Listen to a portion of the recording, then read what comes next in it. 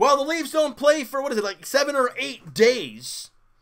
Come back post-All-Star break in Detroit, taking on the Red Wings. Detroit's first game back since the All-Star break.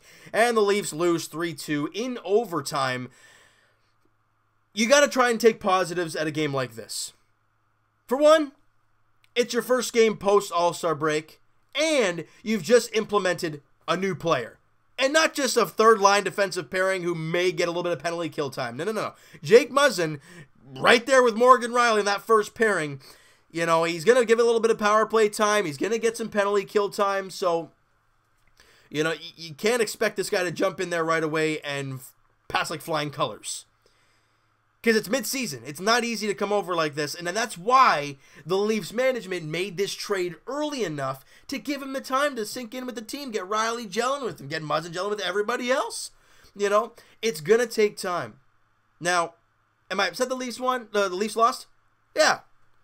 Yeah, because they lost. And if I'm not upset, then what the heck's wrong with me? But, the way the Leafs played, which wasn't really good, and you get a point out of it, I guess I'll take it. Really nothing happens in the first period for the Leafs. The Red Wings are all over the Buds in the first period. They outshoot the Leafs 10-5, and Freddie Anderson standing tall. He does a great job in there, and shuts the door, and it's a 0-0 after the first period. All right, but you know what? The Leafs got to get their legs going. The first period is always the hardest, and to go into it with a 0-0 game, that's a positive. That's a big positive in itself, and I'm really happy to see the Leafs go out of that with a 0-0. Now, you go into the second period, and you want to get that first goal. Well, the Leafs don't. Gustav Nyquist scores his 12th goal of the year.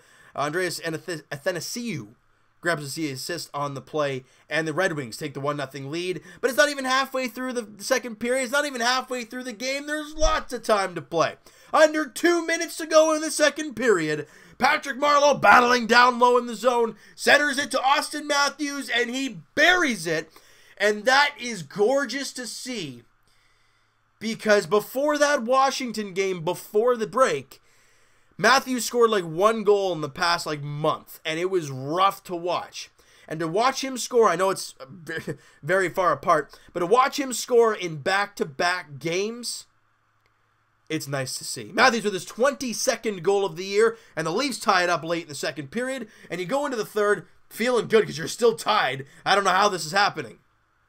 Leafs get outshot, or no, they outshoot the Red Wings 8-7 in the second period, and like I said, we're tied. You go into the third period, power plays galore. I felt like everyone was on the power play today. They were 1 for 4. Leafs were 0 for 5. A big reason of why this team lost the game. You find a way to score on one of those, you win the game. Now,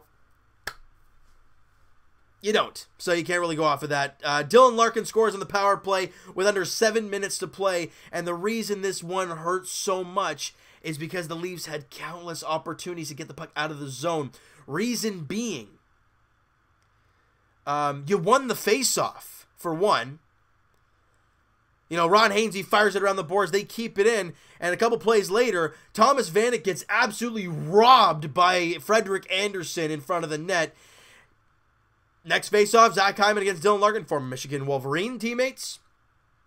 I don't know who won the draw, but I know that Dylan Larkin snipes one on Frederik Andersen. Beautiful feed from Thomas Vanek down low, and the Red Wings take the lead 2-1. The problem with that, right? I think the Leafs actually did win the face-off, and you can't get the puck out of your zone. That's a problem.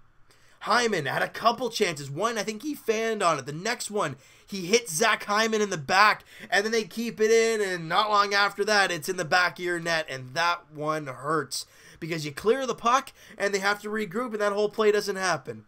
So it's a really, really hard one, but the Leafs got to find a way to grind and find a way to tie this game up. Leafs with a goalie with 2:38 to play.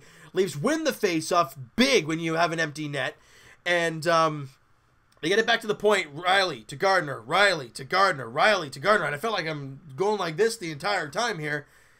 And then Rielly spots Austin Matthews cross seam on an angle, and it was bang. Hard pass, tape to tape. Matthews sees what he's doing, fires it, but I don't think he meant to shoot it because he hit Patrick Marleau in the stick, and he kind of redirects it into the net, and we're tied at 2. Initially, I thought it was going to get called back because I thought that Patrick Marleau kicked it in, from the replay, because his leg did go Olay, and I'm like, oh, he kicked it in. This is going to get called back, isn't it? Then you see the replay, and it hit his stick and redirected it, so they don't even review it because there's no point, and the Leafs have tied the game, and you head into overtime, and I'm thinking, all right, you know what, I'm really happy this team got a point, but now that we're in overtime, I want that second point. And the Leafs don't. Danny DeKeyser scores his second goal of the year. He was in tight to Frederik Anders, kind of like redirects it, and no one's on him down low. And Nyquist and Athanasiou grab assists on the play. Athanasiou with a 3-point game. And Leafs lose 3-2 in overtime. 3 goals on 33 shots for Frederik Andersen. I thought he played a pretty solid game, though. I mean, he made a couple miscues playing the puck. But overall, I thought he played a really solid game. That Larkin goal, I think he probably wants that back and beat him short side. But what can you do, right? You can't look back at it now. The positive news is that Matthews, Marner, and Marleau line was money tonight. They scored both the goals. Matthews gets 2 points. Patrick Marleau with 2 points. Marner actually doesn't pick up a point while being on the line. And Riley grabs the secondary assist on the tying goal to Marleau off that beautiful, beautiful pass. Now, is this a game we read into at all? No, you really don't. Because the first game after an All-Star break is not easy. It never is. Now, you could argue and say Detroit was in the same boat and they, that whole spiel, but I don't care. The Leafs have implemented a new player, plus their first game back in like eight days. Or whatever the number is. So, yeah, so is Detroit. But you look at other teams who have played their first game. You look at the first games back from the All-Star break. You had Philly playing Winnipeg and New Jersey playing Pittsburgh. Now, if you don't look at those scores of what happened, and you don't know the record, you don't know how well teams have played lately, but you know the records of those two teams going into those games, you would tell me that Pittsburgh would have won, and you would have told me Winnipeg would have won, correct? Both teams lost. Winnipeg lost 3-1 to Philly, and Pittsburgh got slaughtered at home 6-3 to the Devils. It happens, people. And you at least got a point out of it. Now, with 32 games remaining in the season, we start to kind of creep our eyes towards the standings a little bit. And so, if you guys want to do that, the Leafs have 1 game in hand with the Boston Bruins and the Montreal Canadiens. Both teams are 2 points behind the Leafs. So we're in an okay spot. You have the 2-point lead, and you have a game in hand. Now, for the Bruins, that game in hand comes up tomorrow. They do not play tomorrow. Montreal plays New Jersey tomorrow in Montreal's first game back since the All-Star break. So I'm hoping New Jersey has the legs and they can beat the Habs. And for the Leafs, you plan the back-to-back. You're going to have Sparks in net tomorrow. But the Leafs, now, if they don't come out flying tomorrow, then I have no excuse because you just played the night before. Your legs should be fresh now. But we never know what's going to happen. 7 o'clock puck drop, guys, at Scotiabank Arena. Casey DeSmith and Garrett Sparks are the expected starters in that game. But we can't look towards standings as much as we want to, and I kind of just did. Because in the end, all we can do is control what our team... Well, we can't even control it, but you guys know what I mean. When we can only control our own destiny. So tomorrow, you play the Pittsburgh Penguins. You make up that game you have against the Boston Bruins. And Montreal still plays a game, so you can possibly get a 4-point lead and still have a game in hand. Or it'll stay at 2 points if they get their victory. And for the Leafs, you can get that 4-point lead over the Bruins, and it'll be great. You got to find a way to win tomorrow against Pittsburgh. It is a big, big matchup there tomorrow night at home against the Penguins. 7 o'clock puck drop there on Hockey Night Canada. Guys, you know what? That is going to do it for this one. I hope you guys enjoyed this video. I hope you guys did not enjoy the game because the Leafs lost. And if you enjoyed it, you're probably Red Wings fans. But it was a pretty entertaining game overall, even though the Leafs didn't play all that great. Anyways, hit that like button if you guys enjoyed the button. Hit the subscribe button if you guys have not already. Comment down below what your thoughts toward this game was. Look, I thought the Leafs had a bad first period. I thought the rest of the game they were better, but still not to where we're used to, right?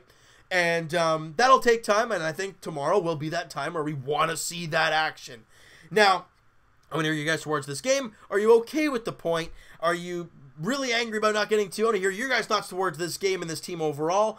And Evan and I will talk to you guys podcast edition either Wednesday or Thursday next week. Links are in the description for the podcast channel, guys, and for the podcast itself on iTunes. Twitter is also down below. Follow up, send me a DM, do all that great stuff, and I will talk to you guys Raptors edition as they play on Sunday. Now that video, I'm not sure when I'm going to be able to upload that video for you guys. I mean, we're going to have to wait and see, people. At 3 o'clock tip-off there at Scotiabank Arena. Raptors-Clippers. As Raps look to get back in the win column after that real tough loss a couple nights ago to the Milwaukee Bucks at home. Not a fun one. You look to rebound, literally, against the Clippers. Question will be, though, will Jonas Valanciunas be playing? We're going to have to wait and see. And as for the Toronto Maple Leafs, guys, like we said, they take on the Pittsburgh Penguins tomorrow night at Scotiabank Arena. Casey DeSmith, Garrett Sparks are the expected starters in that game. 7 o'clock puck drop. I hope you guys enjoyed this video. We'll talk to you guys then.